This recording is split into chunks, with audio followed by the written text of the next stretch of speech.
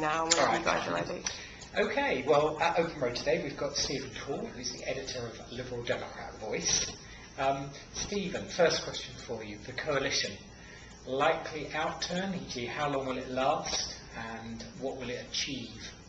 My best guess is that the coalition will last a distance, that it will last the full Parliament. At the Liberal Democrat Voice, we recently asked party members whether they thought it would, and 71% said that they felt it would last until 2015. Now, I think the interesting question is, will it be good for the party if it lasts the full distance until 2015? And I think there the jury is still very much out. There's a pensive atmosphere within the party. We're delighted to find ourselves in power for the first time in 70 years, but there is still that nervousness about whether we're going to be punished by the electorate for propping up a Conservative government. One of the key deliverables for the coalition is going to be the referendum on the alternative vote system next year. Now, I've heard talk in a lot of political circles that increasingly people think that that is going to be rejected, that people are going to stick with the familiar first class the post. Do you agree with that? And if you do, or if that comes to pass, what impact will that have on the coalition? I think there's a chance it might be lost. Certainly the polls are showing it very narrow outcome at the moment between the yes and the no camps. From after the election, when people were actually supportive of electoral reform, and then there's been a decrease more recently. I think it's going to be a very tough battle, and I don't think anyone yet knows whether or not it's going to be successful. It will partly depend on turnout. Will people who are supportive of the alternative vote be more likely to get out to the ballot box than people who oppose it? And I just don't know at this stage. I think if it were to fail, will it lead to the downfall of the coalition? No, is my view. I think the Liberal Democrats would be ill-advised, because for a start they don't want the British public to think that they are a one-trick pony, that they care only about voting reform. Clearly it's a big issue for us, but it's not the only one. And secondly, of course, because it's likely that if it were rejected, then the coalition itself would suffer some short-term damage. The Liberal Democrats would certainly suffer some short-term damage.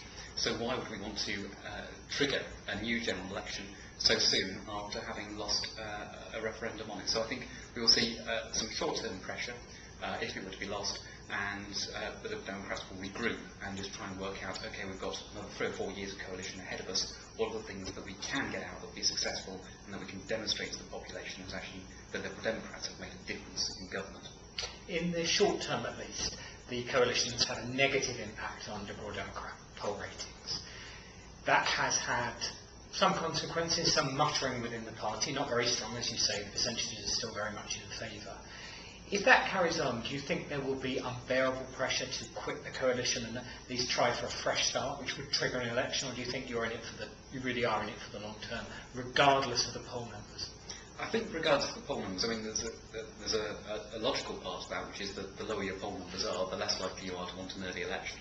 But I think there's also a sense of more commitment behind it than that, which is that we know the next 2 or 3 years are going to be tough. And it was the coalition was approved by a special conference for the Dems, and 90+% of members voted for it. And when we did so, we knew that there could be some real short-term unpopularity ahead. And we're starting to see some of that. It's not as bad, I don't think, as media has painted it, but nonetheless it's not as good as it was during the election campaign.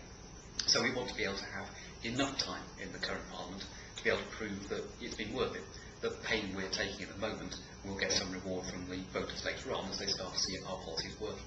Now, will they start to see our policies working in the first 12 months of the coalition government? Unlikely. Well, so what we want is 4 or 5 years to be able to point back and say, look, policy X, Y and Z happened as a result of Liberal Democrats being in the coalition, and that's what we want the time to be able to prove to the voters. One last question then. Let's put the referendum to one side. If you had one other thing that you would like to get out of the coalition that would be the kind of badge that showed the Lib Dems have really achieved something, what change would you like to see?